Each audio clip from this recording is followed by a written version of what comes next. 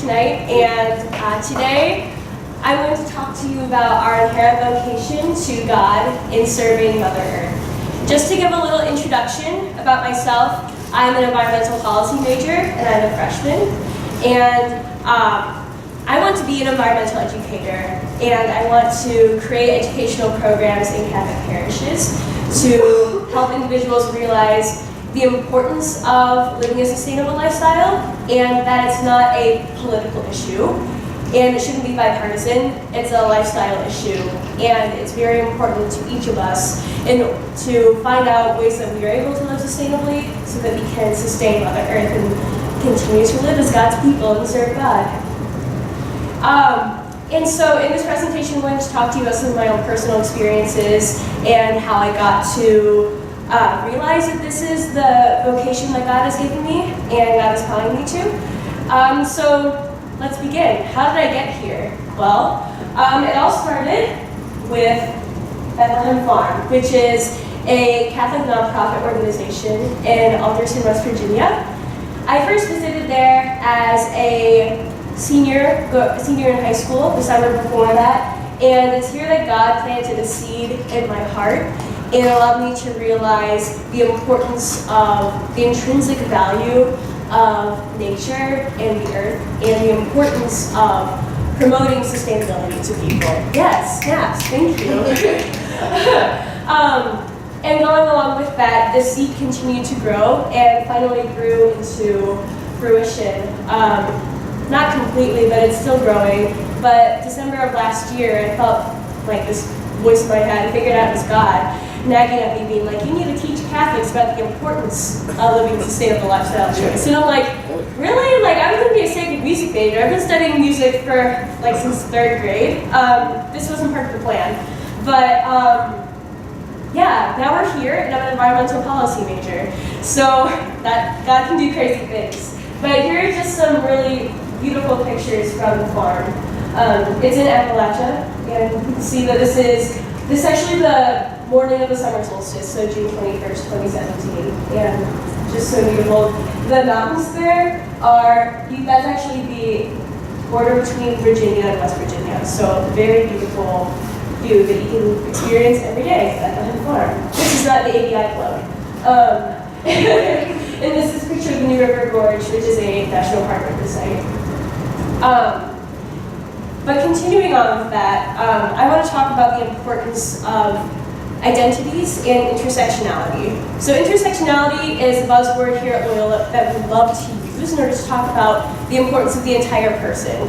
So especially with this forum being about seeking the whole of our personal identities as Catholics, some of my own most salient identities are being a cisgender woman, heterosexual, an environmentalist, a Catholic, and a feminist. But what do all of these have in common? Not just my own identities, but all of our identities. What they all have in common is that they make us human, and that's what we all have in common here. And an interesting thing about being human is that we all have our origin stories. Like I know Joe was talking about how he's from France, and he identifies as French Catholic and American Catholic. So we're all indigenous to somewhere.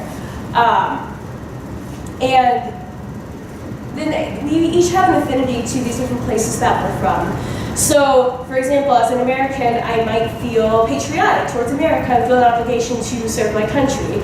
But an interesting thing about this is that, you know, countries are just structures and institutions, and patriotism can actually create a lot of schisms in our society. For example, it promotes militarism, which some Catholics are not a fan of because they want to promote consistent ethics of life, which promotes the not killing anybody, and that's part of Catholic social teaching. However, there are several Catholics who are part of the military family, and so the military is very important to them. So as we can see, patriotism can create a schism in our society. But something that's important for us to realize is that we are all indigenous to two very important things. Number one, the Creator, and number two, the earth. This is kind of morbid, but we're all just dust and ashes, right? But as well as that, we're stardust. So that intermingling of the two things, realizing that we are from the earth and from our Creator, is very humbling and allows us to feel loved in that sense. But somebody who I know experienced this, this dissonance inside of them for patriotism and love of God was St. Francis of Assisi, who is the patron saint of ecology. As a young man, he was a soldier in the Crusades, and he went off to war to fight for his country because that was the glorious thing to do. And then he became a prisoner of war, and he got injured, and he had to come back home. And this is when he had his conversion moment, and he realized that his duty is to serve God and promote peace and love all people. He found this especially through nature, through this eco-spirituality. And that's why he's become one of the trademark people for the idea of eco-spirituality. And one of his famous prayers that people often love to pray with or recite is the Canticle of Preachers. And some of my favorite, I think the most notable quotes from this I'd like to share with you right now. So, to you alone, Most High, today belong, and no mortal lips are worthy to pronounce your name. Then we have St. Francis referring to the different parts of nature as his own siblings. So, Sir Brother Sun, Sister Moon and the Stars, Brother Wind and Air, Sister Water, and then the one that is most salient to me is Sister Mother Earth, who sustains and governs us. So here, in this Canticle of Preachers, St. Francis of Assisi presents to us God as the Creator. God is all good, all love, and all peace. And the Creator created us with tenderness and love. And the earth, Mother Earth, accepts us with tenderness and love when we cultivate her responsibly. But when we don't, the earth cries out in pain. And this is because of a westernized idea of monocultures and was okay, here's a tangent. So I'm in the honors program, and we just had to read The Second Treatise of Government by John Locke. And in this, he talks about how God provides abundantly and the commons are abundant, so we should just use as much of it as possible because that's the holiest thing to do. And it's not. And I created this meme for my, well, there's a meme that I was going to show you that I put on my cover page for my paper. My professor really liked it. But to go along with that, it's this westernized idea of needing to use something to the greatest efficiency that glorifies God when the earth can't keep up with that. So often in religious texts and in literature, the earth is portrayed as female because of the fertility of the land and the life that is given to us through Mother Earth. So in this sense, what have we done to Sister Mother Earth? We've assaulted her, and we've taken advantage of her, as John Locke promoted in his Second Treatise of Government. All Mother Earth, all God wants to do through Mother Earth is love us and allow us to grow.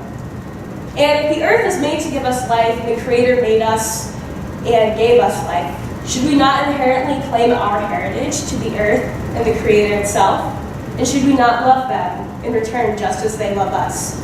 So just as Emily Kate is my sister and Joe is my brother, so is Brother Sun my brother and Sister Moon and Sister Mother Earth my sister. And what do we do for our families? We care for them, we love them, we nurture them, and we stand in solidarity with them so that they know that we are here for them and are able to do justice for them. I'd like to share with you now a trailer from this documentary called Awake, A Dream from Standing Rock, that was introduced to me in my environmental justice class, which you can take as a Catholic Studies elective, by the way. Just learned that yesterday. I can't speak highly enough of Dr. Tanya Schussler. She is amazing.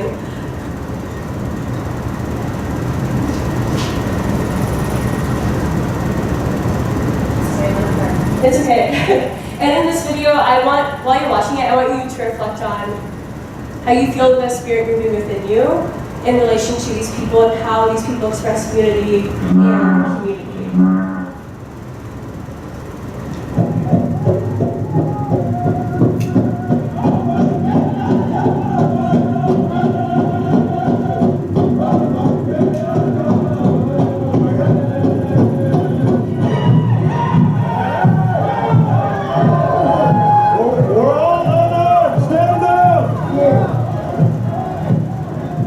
I am not dreaming.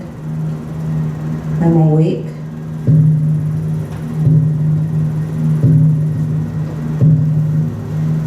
I have been woken by the Spirit inside that demanded I open my eyes and see the world around me.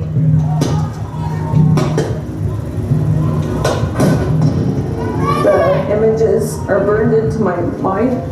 The sounds of my people screaming in horror. What are you doing? Our land is under attack! Stand up, fight back! For us, we're connected to the earth, and that's why we protect the earth for future generations. Our food sources, our waterways, when the environment changes, we feel it. What's going on here at Standing Rock isn't just about Standing Rock. It's not just about stopping a pipeline. This is about the survival of humanity. The Dakota Access Pipeline is proposed to carry billions of gallons of crude oil from North Dakota to Illinois. To do that, it has to run underneath the Missouri River, the water source for 17 million Americans, and the only source of water from the Standing Rock Nation. We call ourselves water protectors. We are here to protect the water. Thousands from all over the world came to pray with us, to face the fear with love. We are something new on the planet, but we're not. We are something very old. We are warriors of peace. We won't surrender. I need to report an assault. There are innocent, unarmed people being attacked with water and high-powered mace. There's police there, and it has... The police are the ones attacking innocent, unarmed people. Who protects the people from the police? Well, the next person to talk to would be the governor's office. Love is the strongest, this path is the hardest. But if we were strong enough to do it, we wouldn't see it. Our prayers would not be needed, this movement's very needed. Indigenous wisdom unheeded and sacred things depleted. We are peaceful people, that's why we walk with prayer. And if that wasn't true, we wouldn't be standing here.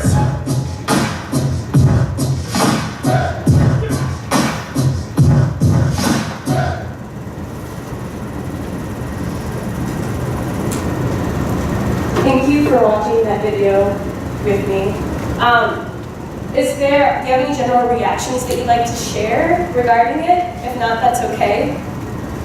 Feel free to just raise your hand and I'll call on you. If not, that's all right. I know it's a lot to digest. I actually...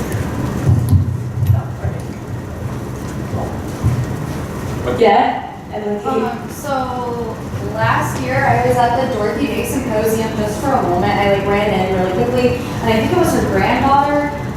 Kate. Yeah, she was talking about these protests at Standing Rock, as well as one of the professors who was there. I don't remember his name. He had been present at the protests, and I just kept remembering the lyrics to this Indigo Girl song, "Bury My Heart at Wounded Knee," which it was like a very similar situation. And I just wanted to weep out of the fact that we continue, as not only within the world history, but just within our own American history, the span of maybe 20 years, we're repeating this history where people with power are using it in a way to kind of take advantage and really suppress people who are just having peaceful protest. So watching this again, it roused a lot of those feelings that I had about a year ago, where I just want to cry because it's really hard to watch these people who are advocating for something so pure and with the means of non-violence and peaceful protest, and our government's response is with non-violent tactical force. Yeah, thank you for sharing that. So some of my own reflections as well is that like these people had a common interest, and I think one of the quotes that was most like illustrative for me was the idea that like this isn't just about Standing Rock. This isn't just about the Dakota Access Pipeline. It's about the survival of humanity. And I guess through this lens of the presentation and the idea of like identity as well, like our relationship with nature. And from that I want to segue into this idea of integral ecology that, although it's been used before, Pope Francis coined it even more in his encyclical Laudato Si. Hey, Pope Francis back there.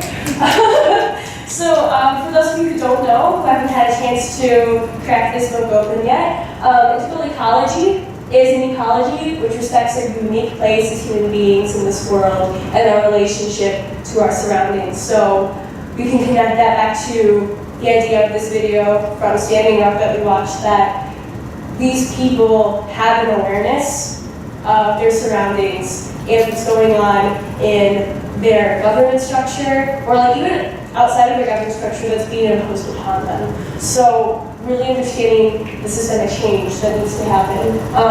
This also relates to the idea of the web of life, which, although it is a biological, like a term used in biology to talk about the relationships between energy transfer between humans and different organisms in our biosphere, it can also be talked about in a spiritual sense. And the web of life is defined as the interdependence of all life on Earth. And just to give you another illustrative quote from the USCCB, one of their articles, it says, above all, we seek to explore the links between concern for the person and for the Earth, between natural and social ecology. The web of life is one. So when we're talking about this idea of owning our identities as Catholics and being pro-life, we need to think about it in a consistent life ethics standard of choosing life. In Deuteronomy chapter 30, it says, I call heaven and earth today to witness against you. I have set before you life and death, the blessing and the curse. Choose life then, that you and your descendants may live. And that's what God is calling each of us to. Even if eco-spirituality isn't super salient for you, as it is for me, each of us are growing in our own spiritual journeys, and like what spirituality is for each individual, it is something that each of us are called to because we are indigenous to God and to Mother Earth. And so, because of this, there's a call to action. As the woman who is like the main focal point in this documentary that I showed you said, she's fully awake because there's been a spirit awakened within her. And the spirit calls us to many different things, but this idea of our indigenous roots in the earth and to God calls us to be cultural, spiritual, and religious pioneers. And that's for each of us to decide and explore what that means for the individual, but it's important to continue to discern this, as the Jesuits would say. So I'd like to end this presentation with a prayer, an adapted prayer from the Appalachian Pastoral Letters. If you could all just take a moment to recognize that you're in the presence of God and pray with me, get comfortable, I would really appreciate it.